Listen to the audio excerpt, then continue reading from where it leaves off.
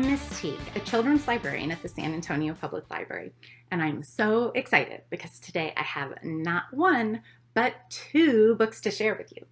They are companion books, which means they're not really a series, but the books have the same characters. Sometimes after an author finishes the book, there's one character whose story still needs to be told, which is exactly what happened to Wesley King when he wrote a book called OCDaniel and then followed it up with Sarah and the Search for Normal. I'm not going to lie, these books are intense, but please don't let that scare you because they're also wonderful. Both books deal with mental illness in a clear, honest, and thoughtful way. Through the stories of Daniel and Sarah, we begin to understand what it might be like to have bipolar disorder, anxiety, depression, or obsessive-compulsive disorder, OCD. And this is fantastic because the more we understand each other and can empathize with others who are different than us, the better place this world will be. I really believe that. So in OCDaniel, the main character, Daniel, doesn't have a name for the thoughts and habits he has, like knowing in his gut that some numbers are bad and others are okay, or his nightly ritual of having to turn his lights off and on over and over again, or brush his teeth until they bleed just to stop the overwhelming feelings in his brain from taking over.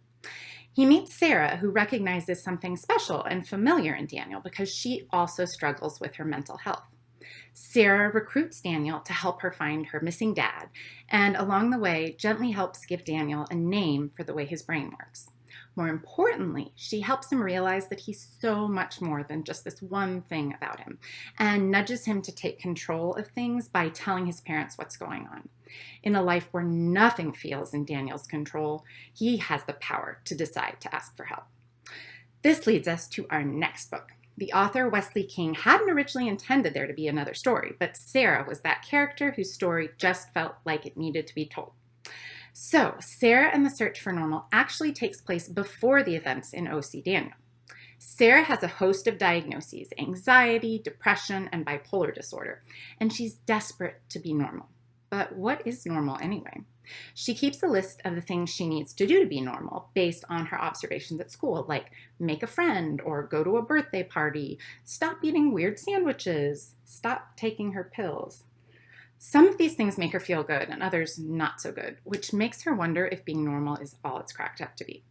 Sarah actually does make a friend and enjoys this very normal activity until she realizes that her friend might be in trouble. Sarah might lose her friend if she speaks up, but maybe there are more important things than trying to be normal. I read Sarah and the Search for Normal first and then OCDaniel second, which is not the order that they were written in, but I really liked reading them in chronological order, and I think you could read them either way. I really hope you take a chance by reading these books. As I said, they're thoughtfully written and went a long way in helping me understand mental illness a little better. If you'd like to learn about more books like this, go to www.mysapl.org or call 210-207-2500.